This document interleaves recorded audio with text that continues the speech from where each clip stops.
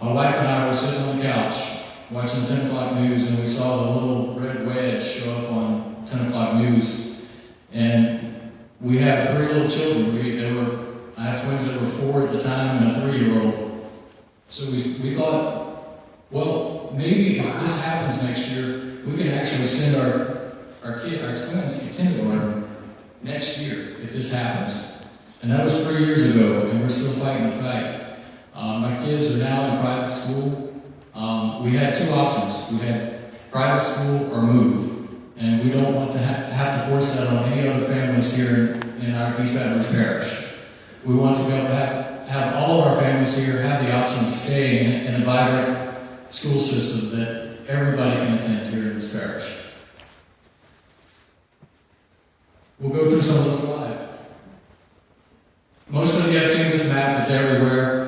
This is the city of St. George. This is the boundaries that we've determined, and this is part of why we're here today as a collection of neighborhoods, as we were once called, to be formed together. And I told one of the reporters about 3 years ago about the issue of breaking up our community and splitting it apart and doing things that would harm our community.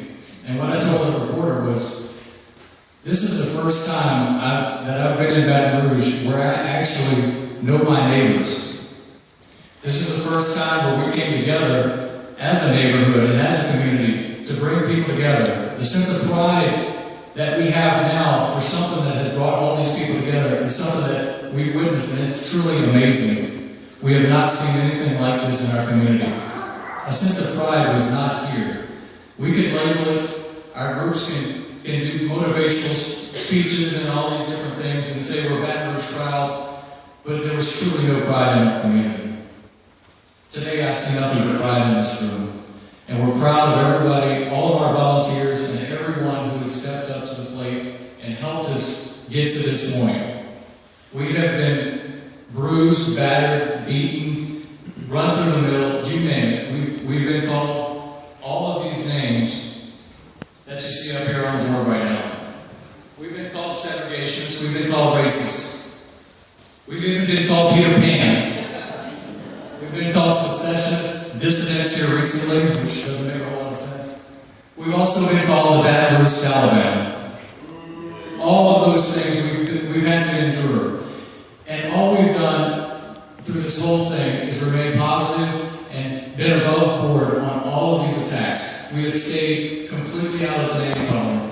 The media likes to say that there's so much name calling, but they never say that it's one-sided. It never comes from us.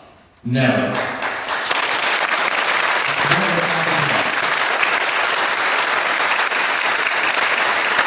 The last one up there was a small group of people. If you say that thousands upon thousands of people who have signed a petition is a small group of people, you have something wrong. Thousands upon thousands of people have signed this petition, and that's a small group of people. One of our representatives at the state capitol said that he had dozens upon dozens of people calling him that were worried about this. Dozens. We have thousands. All of you make up that. Here's what we are. We're engineers, teachers, parents, grandparents. We're all volunteers. We're all people that have not accepted a dime for this job. And we've been put through the ringer. We're all standing here today as volunteers, and we have gone through this 3 years, probably going on 4 years by now. It feels like 50 years. But we have gone through this all as volunteers. We all have day jobs. We all have businesses. We all are employed somewhere.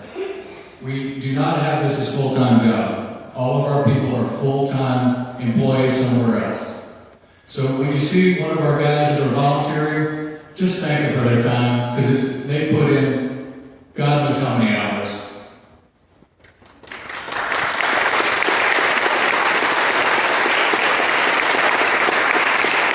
Before we get into our next speakers, I want to read something from Future EBR, the plan that John Freganese came up with for our future plan of Baton Rouge, and this was actually quoted from that study.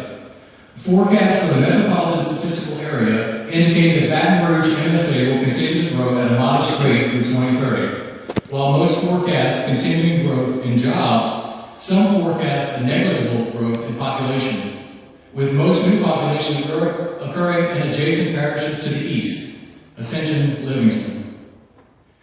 When it was modeled as a scenario, the outcomes led to a decrease in the region's quality of life. Not only was the parish adversely impacted financially, the transportation system experienced much worse congestion. A much better scenario was to have the parish capture its proportionate share of the regional growth, as it did prior to 1990. Do you know what the coincidence is there? Do you know when the education system began to decline? It was then. The future EBR goal for 2030 is detailed below and assumes that the parish will capture roughly 56% of the region's growth over that period, thus maintaining its proportional size. That's not going to happen. The only thing that will save this parish is St. George. The only thing that will save it is St. George. And that's why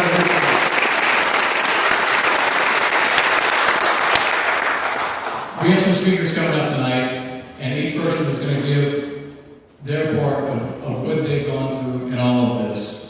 And we have Norman Browning, the chairman of our petition for St. George.